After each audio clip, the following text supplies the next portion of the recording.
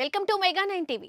వినుకొండలోని బొల్లాపల్లి మండలం పేరూరుపాడు గ్రామంలో చేపట్టిన ఎన్టీఆర్ భరోసా పెన్షన్ల పంపిణీ కార్యక్రమంలో ప్రభుత్వ చీఫ్ విప్ జీవి ఆంజనేయులు పాల్గొన్నారు. ముఖ్యమంత్రి నారా చంద్రబాబు నాయుడు ప్రజలకు ఇచ్చిన హామీ మేరకు 4,000కు పెంచి ప్రతి నెల ఉదయం 6 గంటల నుండి పెన్షన్లు పంపిణీ చేయడం జరుగుతుందని తెలిపారు. పేదల సంక్షేమానికి ప్రభుత్వం పెద్దపీట వేస్తుందని, అర్హులైన ప్రతి ఒక్కరికి సంక్షేమ పథకాలు అందుతాయని ఆయన స్పష్టం చేశారు. కార్యక్రమంలో మాజీ ఎమ్మెల్యే మక్కిన మల్లికార్జునరావు తదితరులు పాల్గొన్నారు.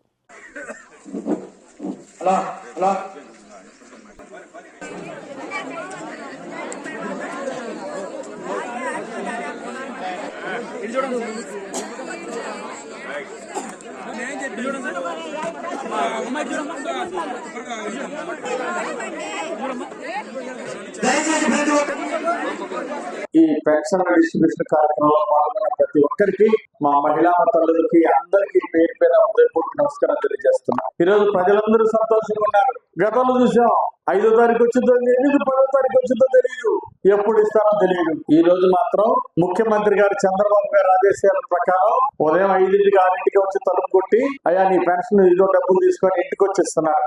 ఇల్లు తిరిగి ఒకే రోజు ఉదయం సాయంత్రం. అంతకుముందు వారం రోజులు 10 రోజులు పెంచేవాళ్ళు ఇచ్చేదాన్ని కూడా ఇన్స్టాల్మెంట్ లో. ఈ రోజు కొంతమందికి రేపు ఇంకో బజార్కి, ఆ తర్వాత ఇంకో బజార్కి, ఇట్లా ఇష్టరాజ్యంగా ఇచ్చేవాళ్ళు. రోజులు నిలబడి చేసేదాన్ని ప్రతి ఊళ్ళో 10 రోజులు డిస్ట్రిబ్యూషన్ చేసే పెన్షన్ ని ఒకే రోజు ఉదయం నుండి మధ్యాహ్నానికే దాదాపు 90% పూర్తి చేస్తున్నారు. మిగిలిన ఏమంటే సాయంత్రానికి ఇచ్చేస్తున్నారు. కారణం ఏంటంటే ప్రజల కోసం పనిచేసే ముఖ్యమంత్రి, ప్రజల కోసం పనిచేసే ఎన్డీఏ ప్రభుత్వం ఈ రోజు అధికారంలోకి వచ్చింది. పేదలంటే చాలా ఇష్టం ఎన్డీఏ ప్రభుత్వానికి, చంద్రబాబు గారికి, ముఖ్యమంత్రి గారికి. అందుకోసం పేదలకు మెరుగైన సేవలు అందించాలని మరి సెక్రటేరియట్ ఉద్యోగస్తులందరికీ బాధ్యత చెప్పారు. ఉదయం ఇంటికి వెళ్ళి పెన్షన్లు ఇమ్మన్నారు, సాయంత్రానికి అందరికి ఇమ్మని చెప్పారు. అందువల్ల ఈ కార్యక్రమం బాగా జరుగుతుంది. మంచి ప్రభుత్వం ఉండి, మంచి ముఖ్యమంత్రి ఉంటే, చంద్రబాబు గారు లాంటి వాళ్ళు ఉంటే ఇలాగే జరిగింది. జగన్ 5 ఏళ్ళు ఉన్నాడు, 4,000 పెన్షన్ ఎప్పుడన్నా ఇచ్చాడా? 4,000 పెన్షన్ ఎప్పుడన్నా ఇచ్చాడా? ఒక నెల ఇచ్చాడా? 60 నెలల్లో ఒక్క నెల కూడా ఇలా. 4,000 కాదు కదా, 3,100 రూపాయలు కూడా ఇవ్వలేకపోయాడు. గతంలో 2014-19 మధ్య తెలుగుదేశం ప్రభుత్వం అదే విధంగా కొనసాగుంటే, చంద్రబాబు గారిని మధ్యలో కూడా గెలిపించుంటే ఇప్పుడు అసలు పెన్షన్ 5,000 గాని 6,000 గాని వచ్చేది. అందరికి ఆర్థిక ప్రగతి పెరిగేది.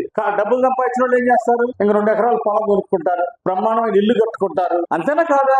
అదే విధంగా చంద్రబాబు గారు ఉంటే రాష్ట్రాన్ని సంపద పెంచేవాళ్ళు, లక్షల మందికి ఉద్యోగాలు ఇచ్చేవాళ్ళు, మీకు పెన్షన్ 6,000 ఇచ్చేవాళ్ళు నెలకి. మధ్యలో కూడా చంద్రబాబు గారు ప్రభుత్వం వచ్చుంటే మీకు పెన్షన్ కూడా పెరిగేది పాటికి. అంటే మీకు ప్రభుత్వాన్ని మేలు చేసే ప్రభుత్వాన్ని మనం గుర్తుపెట్టుకోవాలా. ఇప్పుడు కీడు చేసేవాళ్ళు ఉంటారు, గతంలో చూశారు. తప్పుడు కేసు పెట్టి జైల్లో పడేయటం, తప్పు చేయడాన్ని తలకాయ బాలు కొడితేనేమో కొట్టినోడేమో రోడ్డు మీద తిరుగుతుంటాడు, దెబ్బ తగిలినోడేమో జైల్లో పెట్టాడు. దుర్మార్గ పాలన చూసాం. దుర్మార్గంగానే పంపించేసే ప్రజలందరూ కూడా నిర్దాక్షిణ్యంగా ఓడించి పంపించారు. ప్రజలందరూ కోరేది ఏంటంటే, మంచి చేసే వాళ్ళకి అండగా నిలబడితే దేవుడు మనకు మేలు చేస్తాడు. మన ఉప ముఖ్యమంత్రి గారు పవన్ కళ్యాణ్ గారు, ముఖ్యమంత్రి చంద్రబాబు నాయుడు గారు, యువ నాయకుడు మంత్రి లోకేష్ గారు, వీళ్ళు ముగ్గురు కూడా ఎప్పుడు కూడా రాష్ట్ర ప్రజలకు ఏం మేలు చేయాలా, రాష్ట్రాన్ని బాగా అభివృద్ధి చేయాలని ఒకే లక్ష్యంతో పనిచేస్తున్నారు. రాష్ట్ర ప్రజలు మేలు చేయాలని పనిచేస్తున్నారు. 20 లక్షల మందికి ఉద్యోగాలు ఇప్పించాలని కృషి చేస్తున్నారు. మరి చంద్రబాబు గారు, లోకేష్ గారు, పవన్ కళ్యాణ్ గారు చేసే కృషిని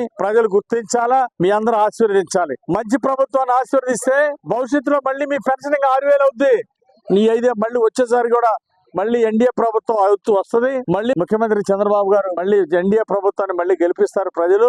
ఈసారి మళ్ళీ ఇప్పుడు 4,000 ఉన్న పెన్షన్ మళ్ళీ 5 ఏళ్ల తర్వాత మళ్ళీ పెన్షన్ పెంచుతారు చంద్రబాబు గారు.